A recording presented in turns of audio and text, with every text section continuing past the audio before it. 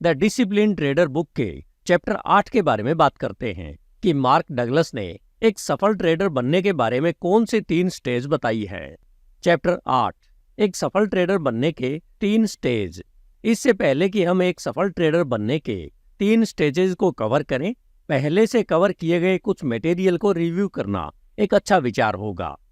Market के environment में आपको गेम के लिए रूल बनाने होते हैं और फिर उन रूल्स को फॉलो करने के लिए डिसिप्लिन रखना होता है।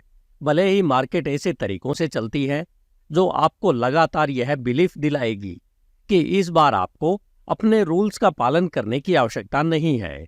यह मूवमेंट आपको किसी भी इल्यूजन या डिस्टॉर्शन में शामिल होने की अनुमति देता है जो किसी भी क्षण में आपके अनुकूल होता है।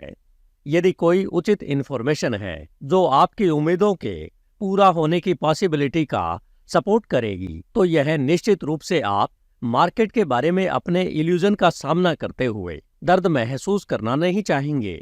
अनलिमिटेड एनवायरनमेंट में यदि आप लॉस की रियलिटी का सामना नहीं कर सकते हैं, तो प्रत्येक ट्रेड में आपके लिए सब कुछ खोने की पॉसिबिलिटी उपलब्ध है।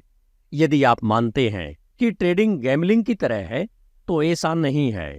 किसी भी गैम्बलिंग के गेम में आपको हारने के लिए एक्टिवली भाग लेना होगा और हारने से रोकने के लिए कुछ भी नहीं करना होगा। मार्केट के एनवायरनमेंट में आपको किसी ट्रेड में शामिल होने के लिए एक्टिवली भाग लेना होगा और अपने लॉस को समाप्त करने के लिए भी एक्टिवली भाग लेना होगा। यदि आप कुछ नहीं करते हैं, तो आपके पास जो कुछ भी है, तो उसे खोने की पॉसिबिलिटी यहाँ हर टाइम मौजूद है। जब आप गैम्बलिंग के गेम में भाग लेते हैं, तो आपको ठीक ठीक पता होता है कि आपका रिस्क क्या है और इवेंट हमेशा समाप्त हो जाता है। मार्केट के साथ आप अंततः नहीं जानते कि आपका रिस्क क्या है, भले ही आप स्टॉप का उपयोग करने के लिए पर्याप्त डिसिप्लिन्ड हो, क्योंकि मार्केट आपके स्टॉप के बीच अंतर कर सकता है। इसके अलावा यहाँ इवेंट कभी समाप्त नहीं होता है और यह निरंतर गति में रहता है।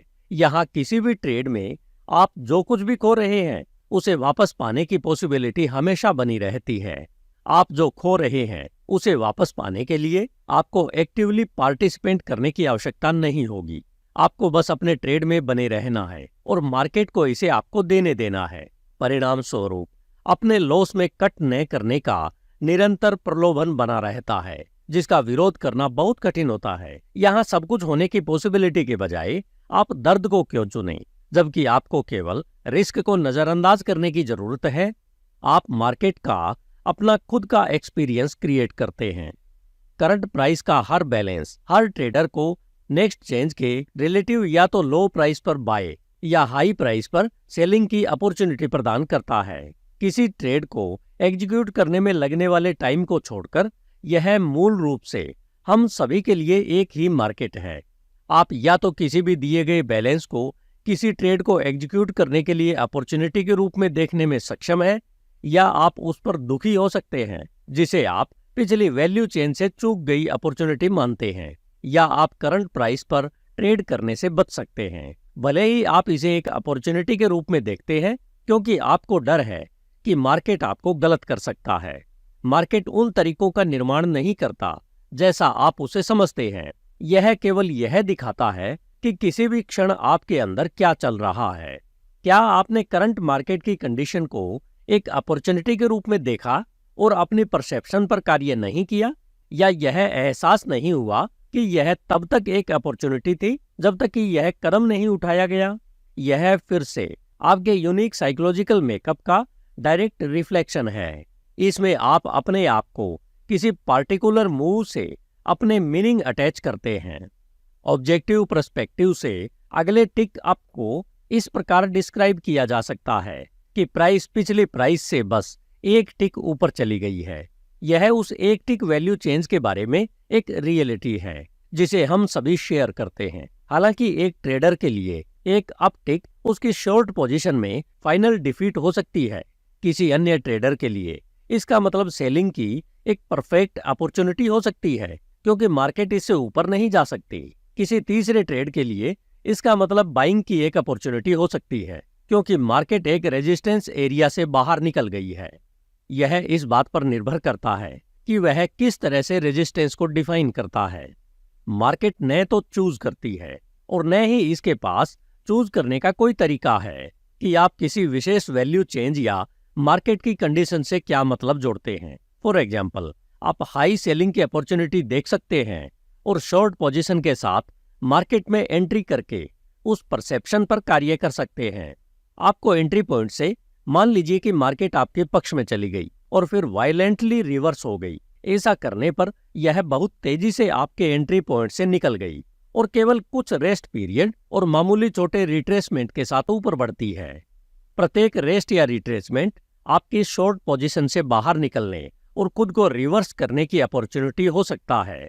आपको यहाँ क्या रोकेगा? उत्तर आपके अंदर है। यदि आप हर बार मार्केट के रुकने या थोड़ा पीछे हटने पर राहत की सांस लेते हैं और यह बिलीव करते हैं कि आखिरकार सब कुछ खत्म हो गया है, तो मार्क आपसे पूछते हैं कि सब कुछ खत्म यानी क्या हो गया है? क्या यह संभवतः सच है कि आपको स्वयं का सामना नहीं करना पड़ेगा और यह नहीं कहना पड़ेगा कि मैं गलत हूं? वह फिर से आपके अंदर है। आप अपने मेंटल एनवायरनमेंट के स्ट्रक्चर के आधार पर यह बिलीव करना चुनते हैं कि ये पॉजेज रुकने वाले पॉइंट थे। मार्केट आपको जैसा दिखता था, वास्तव में वैसा ही आपने उसे अपने मन में बनाया था। पॉसिबिलिटीज पर विचार करने के सभी उपलब्ध विकल्पों और वैकल्पिक तरीकों में से आप एक विशेष तरीका चुनते हैं। आपके अपने मेंटल स्ट्रक्चर ने आपको उस लॉस वाले ट्रेड में लॉक कर दिया है। किसी लॉस को आप जिस यूनिक तरीके से डिफाइन करते हैं और इसका आपके लिए क्या मतलब है, यह आपके साइकोलॉजिकल मेकअप का एक कंपोनेंट पार्ट है।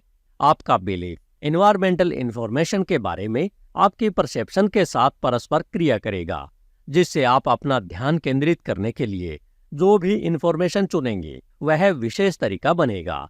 मार्केट का इस प्रोसेस से कोई लेना देना नहीं है, फिर चाहे इंफॉर्मेशन वहीं से आ रही हो। ट्रेडिंग एनवायरनमेंट में आपके निर्णयों का रिजल्ट तत्काल होता है और आप अपने मन के अलावा कुछ भी बदलने में असमर्थ होते हैं। आपके पास अपने ट्रेड से अधिक संतुष्टिजनक रिजल्ट उत्पन्न करने की शक्ति आपके मेंटल लचीलेपन की डिग्री में निहित है। आपको सीखना होगा कि मार्केट के साथ कैसे चलना होता है। आप या तो उसके साथ तालमेल में है या फिर नहीं है। विभिन्न प्रकार के मार्केट बिहेवियर के लिए आपकी स्वीकार्यता जितनी कम होगी, डॉक्टर जेकेल और मिस्टर हाइड की तरह मार्केट उतना ही अधिक आपकी ओर अट्रैक्ट होगा। एक क्षण में तो यह आपकी सभी आवश्यकताओं को पूरा कर रहा है और अगले ही क्षण यह एक लालची राक्षस की तरह आपसे सब कुछ छीन लेता है। यह डॉक्टर जेकेल मार्केट की हाइड विशेषता केवल परिवर्तनों के साथ चलने की आपकी अपनी मेंटल इनफ्लेक्सिबिलिटी और आपकी समझ की कमी को रिप्रेजेंट करती है कि जो कुछ भी उपलब्ध है उसमें आप अपनी एबिलिटी के अनुसार खुद को सर्वश्रेष्ठ देते हैं और इसी प्रतीक के द्वारा जो आपने खोया वह आपने दे दिया। मार्केट जो कर रहा है उसे आप बदल नहीं सकते।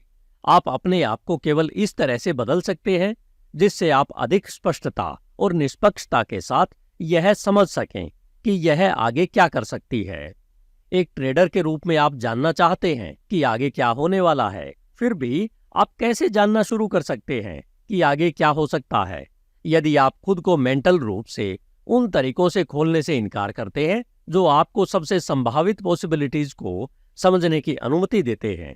यह जानना विचारों में पूर्ण विरोधाभास है कि किसी इवेंट में आगे क्या होने वाला है जिस पर आपका कोई कंट्रोल नहीं है, और साथ ही एक कठोर मेंटल स्ट्रक्चर बनाए रखना चाहते हैं जो केवल बहुत लिमिटेड संख्या में पॉसिबिलिटीज की अनुमति देता है।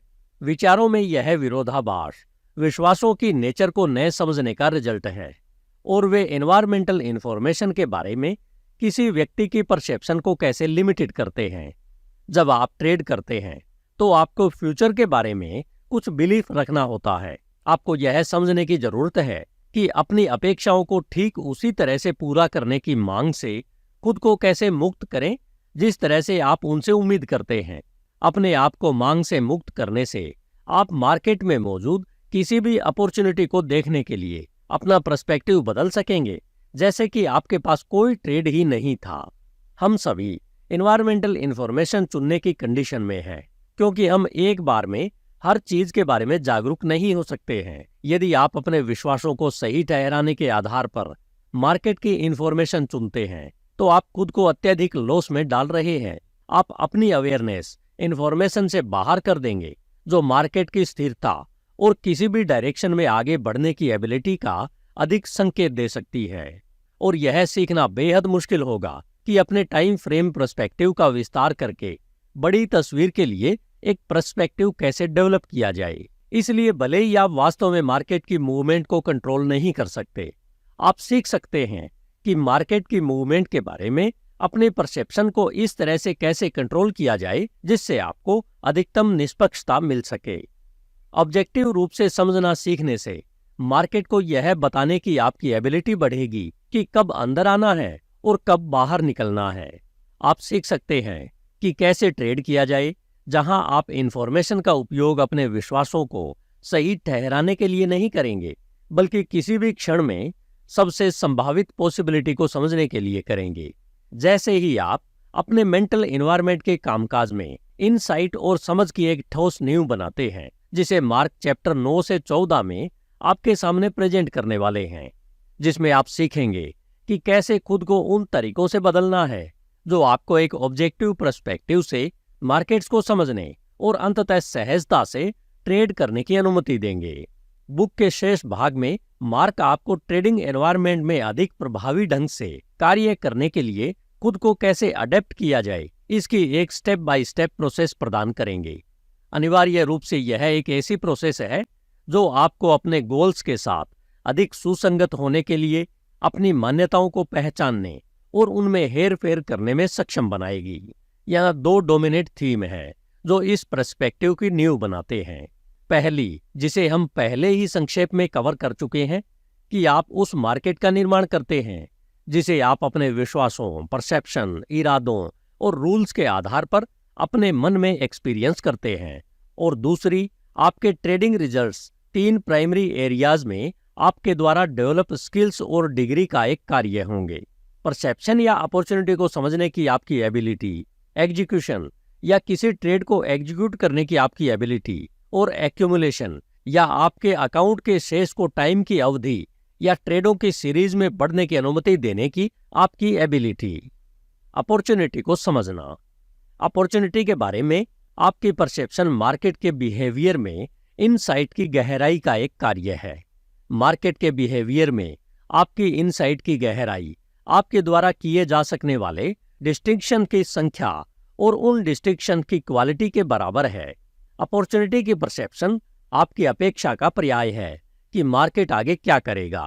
प्रभावी होने के लिए आपको विभिन्न प्रकार के डिस्टिंक्शन करना सीखना होगा, जो आपको ऑब्जेक्टिव पर्सपेक्टिव से हाई पॉसिबिलिटी अपॉर्चुनिटी का संकेत प्रदान करेगा, जिसे मार्क पॉसिबिलिटीज का अनकमिटेड असेसमेंट करना कहते हैं। कुछ प्रकार के क्वालिटी डिस्टिंक्शन करने में आपको यह सीखना होगा कि मार्केट एक्टिविटी के अपने टाइम फ्रेम पर्सपेक्टिव का विस्तार कैसे करें। इस प्रोसेस में कई कंपोनेंट्स हैं, लेकिन 2 सबसे महत्वपूर्ण है। पहला, पूरी तरह से डिसिप्लिन ट्रेडिंग पर्सपेक्टिव स्थापित करना, और दूसरा, किसी भी पिछले ट्रेडिंग अनुभवों की यादों में स्टोर्ड नेगेटिव इमोशनल एनर्जी से खुद को मुक्त करने का तरीका सीखना। डिसिप्लिन पर्सपेक्टिव स्वाभाविक रूप से आपको ऐसे एनवायरनमेंट में प्रभावी ढंग से कार्य करने के लिए आवश्यक सेल्फ बिलीफ की डिग्री डेवलप करने में मदद करेगा, जो आपके बिहेवियर को लिमिटेड करने या कंट्रोल करने के लिए कोई बाहरी बाधा प्रदान नहीं करता है, जैसा कि सोसाइटी करती है। डिसिप्लिन के बिना आप अपने स्वयं के अनकंट्रोल आवेगों की दया पर निर्भर रहेंगे और मूलतः कंट्रोल से बाहर हो जाएंगे। नतीजन, सेल्फ डिसिप्लिन से डेवलप होने वाले सेल्फ बिलीफ के बिना आप अपने बिहेवियर की अनप्रेडिक्टेबिलिटी से डरेंगे। साथ ही आप संभवतः इस डर को मार्केट में इरेटिक और अनप्रेडिक्टेबल प्रतीत होने के रूप में पेश करेंगे, जबकि यह आपका अपना बिहेवियर है जिससे आप सबसे अधिक डरते हैं। यह सोचना हास्यास्पद होगा कि आप पहले अपने बिहेवियर को समझने की तुलना में मार्केट के बिहेवियर को किसी भी हद तक अधिक समझ सकते हैं।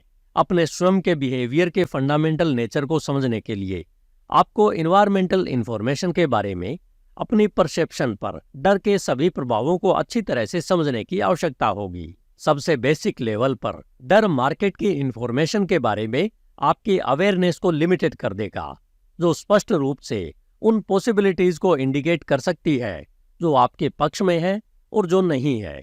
यदि आप लगातार इस बात को लेकर चिंतित रहते हैं कि मार्केट आपके साथ क्या कर सकता है और आप मार्केट की स्टेबिलिटी और स्ट्रक्चर पर ही ध्यान केंद्रित नहीं कर पाते हैं, तो मार्केट के बिहेवियर में कोई गहरी इनसाइट कैसे डेवलप हो सकती है।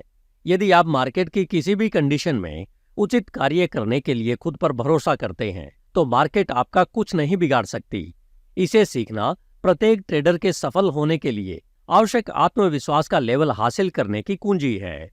लार्जर पर्सपेक्टिव में डर आपके डेवलप होने की पॉसिबिलिटी को कम कर देगा, जिससे आप मार्केट के बिहेवियर में उस प्रकार के डिस्टिंक्शन करने लगेंगे जहां आप बड़ी तस्वीर का पर्सपेक्टिव प्राप्त करते हैं। जब आप समझ जाते हैं कि आपके ट्रेड में डर कैसे काम करता है और आपने उस पर विजय पा ली है, तो आप यह देख पाएंगे कि पूरे मार्केट में डर कैसे काम करता है और फिर आप कुछ प्रकार के इन्फॉर्मेशन पर ग्रुप के रिएक्शन का अनुमान लगाने में सक्षम होंगे। यदि आपने अपना ट्रेडिंग करियर उचित मेंटल पर्सपेक्टिव या डिसिप्लिन्ड पर्सपेक्टिव के साथ शुरू नहीं किया है, तो संभव है कि आपको कुछ हद तक साइकोलॉजिकल डैमेज हुई हो। मार्क साइकोलॉजिकल डैमेज को किसी भी मेंटल कंडीशन के रूप में डिफाइन करते हैं जिसमें भय पैदा करने की एबिलिटी होती है। इन अनुभवों में स्टोर्ड नेगेटिव एनर्जी मेमोरी में स्टोर्ड एनर्जी की मात्रा के समान ही भय उत्पन्न करेगी। अपने आप को दर्द से मुक्त करना सीखकर आप डर को कम कर देंगे और ऑटोमेटिक रूप से मार्केट की नेचर के बारे में नई अवेयरनेस के लिए खुद को खोल देंगे। आप अपने आप को खोल रहे होंगे क्योंकि डर के कारण आपका ध्यान केंद्रित नहीं होगा।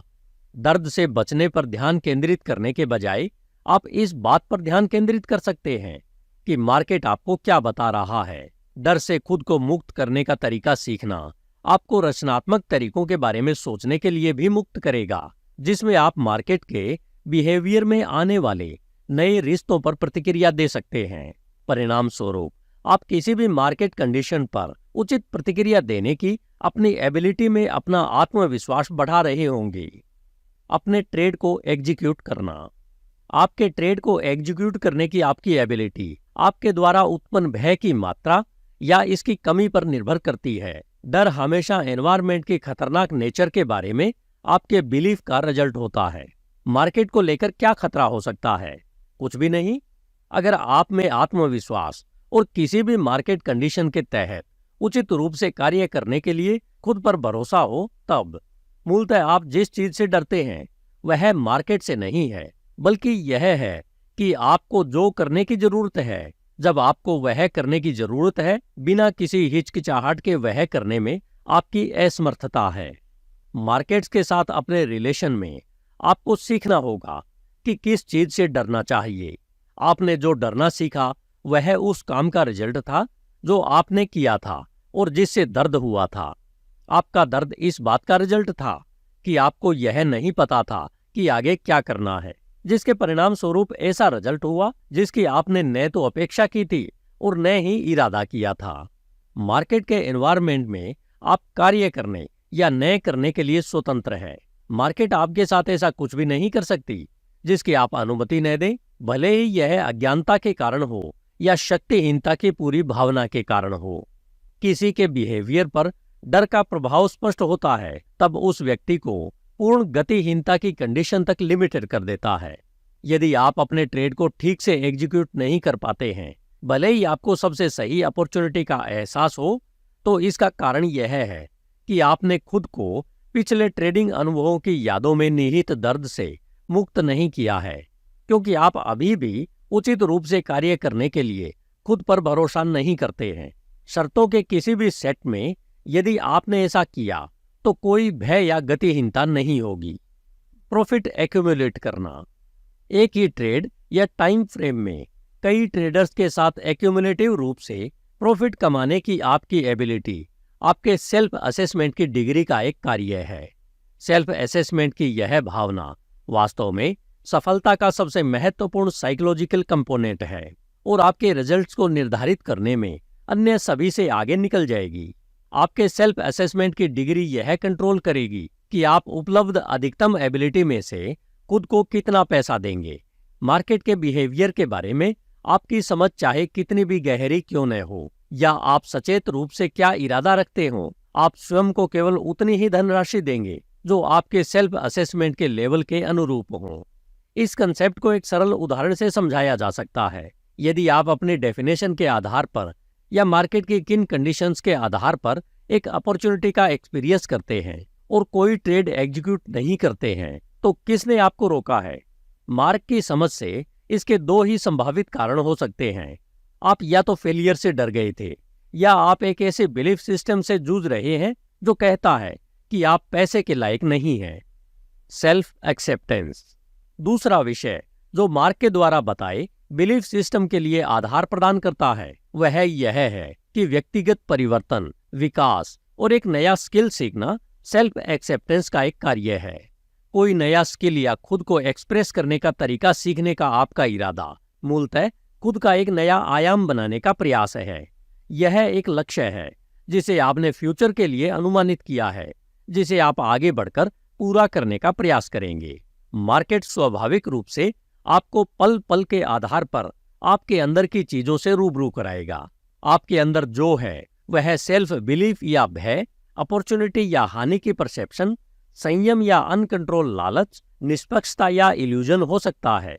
मार्केट इन मेंटल कंडीशंस को सिर्फ रिफ्लेक्ट करता है, पैदा नहीं करता। इसलिए अपने आप को एक नई अभिव्यक्ति में डेवलप करने के लिए आपको यह सीखना होगा कि इनमें से किसी भी नेगेटिव मेंटल कंडीशंस और उन्हें बनाने वाले साइकोलॉजिकल कंपोनेंट्स के अस्तित्व को कैसे स्वीकार किया जाए।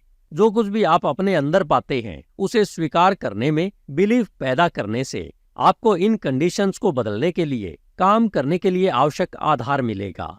सेल्फ एक्सेप्टेंस के इस कंसेप्ट को समझने के लिए मार्क आपको एक फ्लोर ट्रेडर का उदाहरण देते हैं जो सहायता के लिए उनके पास आया था क्योंकि वह अपनी ट्रेडिंग शैली बदलना चाहता था। जब वह पहली बार फ्लोर पर गया तो वह स्कैल्पिंग में फंस गया क्योंकि यह पैसा कमाने का सबसे आसान तरीका था। हालांकि उसे जल्द ही पता चला कि बॉन्ड पिट में एक या दो टिकों को निकालने की कोशिश करना शारीरिक रूप से बहुत थका देने वाला था, क्योंकि उन्हें बहुत सारे ट्रेडर्स के साथ प्रतिस्पर्धा करनी पड़ती थी। इसलिए उन्होंने निर्णय लिया कि उन्हें यह सीखना होगा कि एक या दो से अधिक टिकों के लिए अपने ट्रेड को कैसे जारी रखा जाए। पहला काम जो उन्होंने किया वह था उसके ट्रेड का पूर्व प्लान बनाना। मार्क ने 7 से 10 टिक रेंज के भीतर इंट्राडे सपोर्ट और रेजिस्टेंस पॉइंट की पहचान करने के लिए कुछ काफी सरल तकनीकों का उपयोग किया। इसके लिए प्लान यह था कि वह पिट में खड़ा रहे और प्राइस के अपने लक्ष्य तक पहुंचने का इंतजार करे, यानी सपोर्ट्स खरीदें या रेजिस्टेंस बेचें। बस अपने ट्रेड को एग्जीक्यूट करें, मार्केट के अपने उद्देश्य तक पहुंचने का इंतजार करें और फिर ट्रेड से बाहर निकलें। यदि मार्केट उसके एंट्री पॉइंट के माध्यम से अपोजिट डायरेक्शन में 2 या 3 से अधिक टिकों द्वारा कारोबार करता है तो उसे बिना किसी हिचकिचाहट के लॉस को एग्जीक्यूट करना होगा। सपोर्ट्स और रेजिस्टेंस नंबर की विश्वसनीयता के उनके आकलन के आधार पर उनको मानना था कि उसे यह जानने के लिए 2 या 3 टिकों का रिस्क उठाने की जरूरत नहीं थी कि ट्रेड काम करेगा या नहीं। पहले दिन जब उसने अपने प्लान को एग्जीक्यूट करने का प्रयास किया तो उसने मार्केट के अपने एंट्री पॉइंट तक पहुंचने का बहुत अच्छा इंतजार किया। हालांकि जब ट्रेड एग्जीक्यूट करने का टाइम आया तो वह ऐसा नहीं कर सका। उन्हें सपोर्ट लेवल पर बाइंग करनी थी और उन्होंने ऐसा नहीं किया क्योंकि उन्हें लगा कि यह नीचे ही जाता रहेगा। जब मार्केट नीचे नहीं जा रहा था और उसके मूल एंट्री पॉइंट से 2 और 3 टिक उछल गया तो वह आगे बढ़ा और एक कॉन्ट्रैक्ट खरीदा। वहां से उसे रेजिस्टेंस का परीक्षण करने के लिए मार्केट के वापस ऊपर आने तक इंतजार करना था, जो कि उसके मूल रूप से इच्छित एंट्री पॉइंट से 10 टिक अधिक था, लेकिन अब यह केवल 7 टिक दूर था। मार्केट के अपने उद्देश्य के अनुसार घूमने की प्रतीक्षा करने की बजाय जैसे ही उसे 2 टिक प्रॉफिट हुआ वह ट्रेड से बाहर हो गया। थोड़े टाइम बाद जब मार्केट रेजिस्टेंस एरिया तक आया तो उसने वही किया जो उसने पहले ट्रेड में किया था। वह अपनी प्राइस पर शामिल नहीं हुआ क्योंकि उसे लगा कि मार्केट चलता रहेगा। ऐसा नहीं हुआ और उसने अपने मूल इरादे से 3 टिकें कम प्राइस पर बेचीं और फिर कंप्लीट रोटेशन की प्रतीक्षा किए बिना 1 टिक प्रॉफिट के लिए बाहर हो गया। जब उन्होंने इस बारे में बात की कि उसने उस दिन बाद में क्या किया तो वह खुद से बेहद नाखुश था। उन्होंने खुद को जवाबदेह बनाया, लेकिन उन्होंने वह नहीं किया जो उसने करना चाहिए था। वह अपनी इच्छित प्राइस पर या जहां उसका इरादा था वहां से बाहर नहीं निकला। उसने मेज पर कई टिक छोड़ दिए, ऐसा कहा जा सकता है। यह एक बहुत अमीर आदमी है जिसे यह पता लगाने के लिए अधिकतम 2 या 3 टिकों का रिस्क उठाना पड़ा कि ट्रेड चल रहा है या नहीं, और वह ऐसा नहीं कर सका।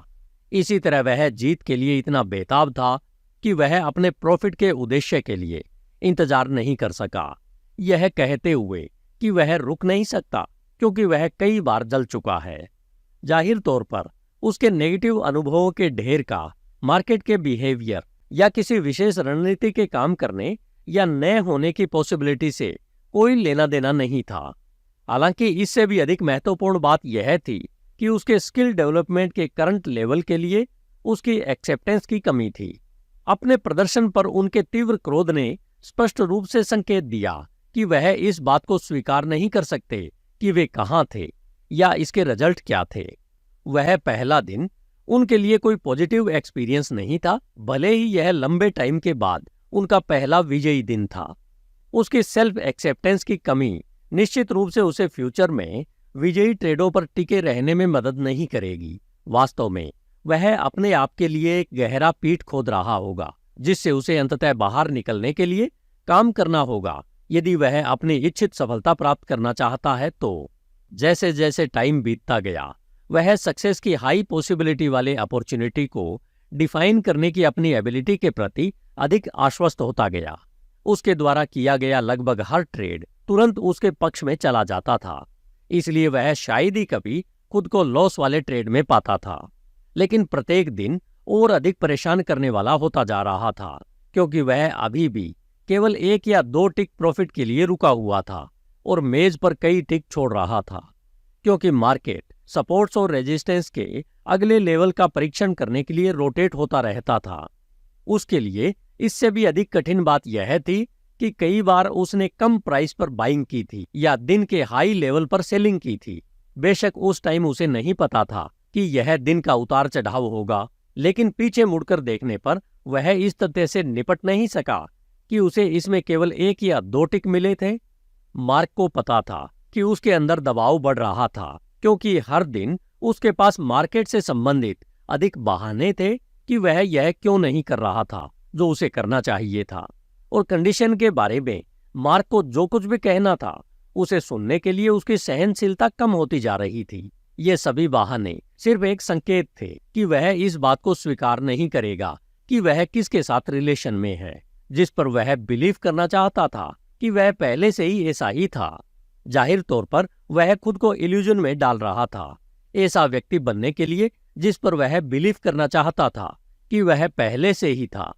उसे धैर्य रखना सीखना होगा, स्वीकार करना होगा कि वह अब कौन है, ताकि वह उस पर ध्यान केंद्रित कर सके जो उसे सीखने की जरूरत है, और जो वह अपनी पिछली गलतियों और कमियों को मानता था उसके लिए खुद को माफ कर सके। हालांकि यह बहुत मुश्किल होगा क्योंकि अन्य लोगों के प्रति अधीर होने से उसे हमेशा वही मिलता था जो वह चाहता था, जब तक कि वह ऐसे लोगों के साथ व्यवहार कर रहा था जो खुद को उससे कमजोर मानते थे। तो उन्हें अब धैर्य रखना क्यों सीखना होगा। इसके अलावा अगर वह खुद के साथ धैर्यवान होता तो दूसरों के प्रति उसके अधीर असहिष्णु रुख को उचित ठहराना मुश्किल हो जाता, जिन्होंने पर्याप्त तेजी से सीख नहीं लिया या गलतियां नहीं की। कुछ टाइम तक मार्क ने उसकी बात नहीं सुनी और उन्होंने मान लिया कि वह कुछ अलग नहीं कर रहा है। फिर एक दिन समापन के बाद उसने मार्क से यह बताने के लिए फोन किया कि वह 20 कॉन्ट्रैक्ट कंडीशन का ट्रेड शुरू करने जा रहा है, अन्यथा वह जो कर रहा था उसमें और कुछ नहीं बदला था, सिवाय इसके कि उसके पास लगातार कई विजयी दिन थे जिनमें 1 और 2 टिक विजेता शामिल थे। मार्क यह जानते थे कि वह खुद को एक बड़ी हार के दिन के लिए तैयार कर रहा था। हालांकि मार्क ने अपनी बातचीत में उसे इसका संकेत नहीं दिया था। अपने मेंटल सिस्टम में वह तर्क दे रहा था कि बड़े कॉन्ट्रैक्ट आकार का ट्रेड करके वह खुद को और बाकी सभी को यह साबित करने के लिए पर्याप्त पैसा कमाएगा कि वह एक सफल ट्रेडर था और वह गहरी जड़ों वाला व्यक्ति नहीं था।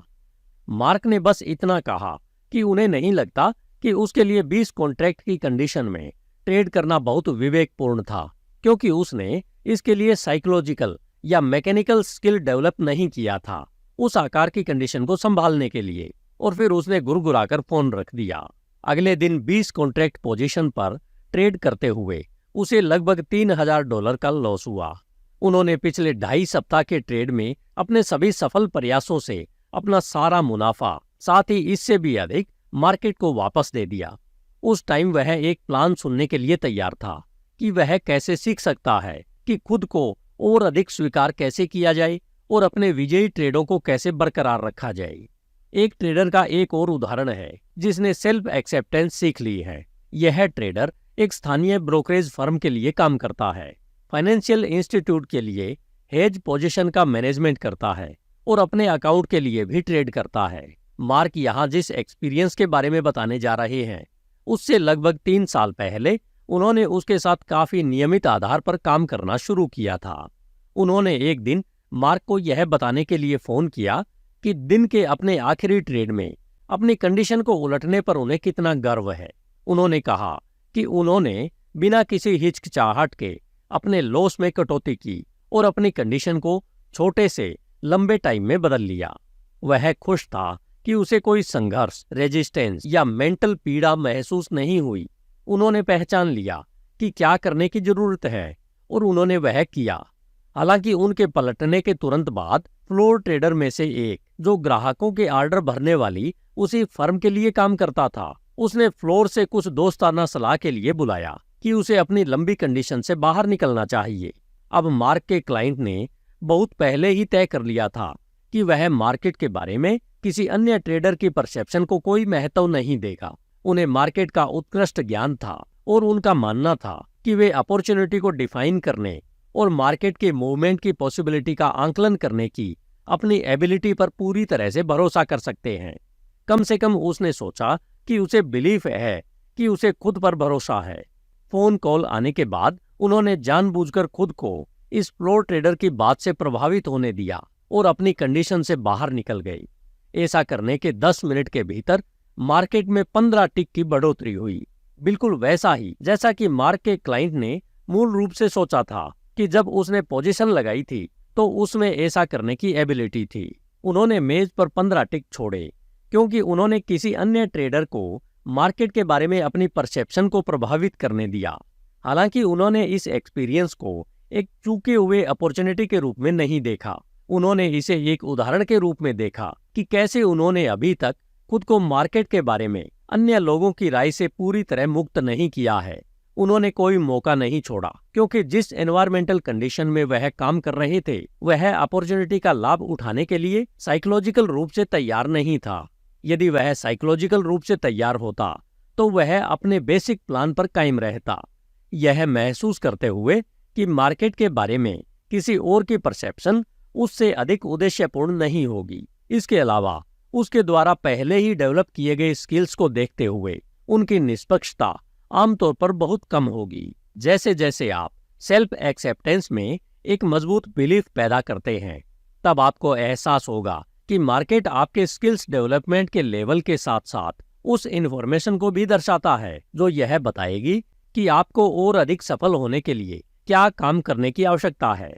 तब प्रत्येक क्षण आपके स्किल्स और आपके सेल्फ असेसमेंट की डिग्री का एक परफेक्ट संकेत बन जाएगा, जिससे आपको सुधार करने और सीखने के लिए एक ठोस आधार मिलेगा। आप अंततः बहुत प्रैक्टिकल लेवल पर समझ जाएंगे कि आप हमेशा अपना सर्वश्रेष्ठ कैसे कर सकते हैं, क्योंकि आपके रिजल्ट मार्केट के एनवायरनमेंट की नेचर में अपने इनसाइट की गहराई और जो भी आप समझते हैं उस पर कार्य करने की आपकी एबिलिटी का रिजल्ट होंगे। इन रिजल्ट्स को एक्सेप्ट न करने का कोई कारण नहीं होगा, क्योंकि आप एनवायरमेंटल कंडीशन के किसी विशेष सेट के अनुरूप खुद को अनुकूलित करने के बारे में अपनी समझ बढ़ाते हैं और इस समझ के भीतर निहित शक्ति का एहसास करते हैं।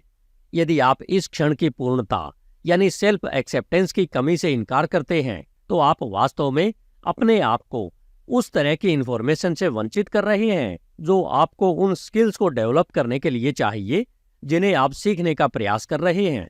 यदि आप एनवायरमेंटल इन्फॉर्मेशन के अस्तित्व से इनकार कर रहे हैं जो आपके डेवलपमेंट के लेवल को स्पष्ट रूप से इंडिकेट करेगी, तो आप विकास या विस्तार नहीं कर सकते। जब आप एनवायरनमेंट के नेचर और स्वयं के बारे में इल्यूजन का आधार पर निर्माण करने का प्रयास करते हैं तो आप प्रभावी स्किल्स प्राप्त नहीं करते हैं।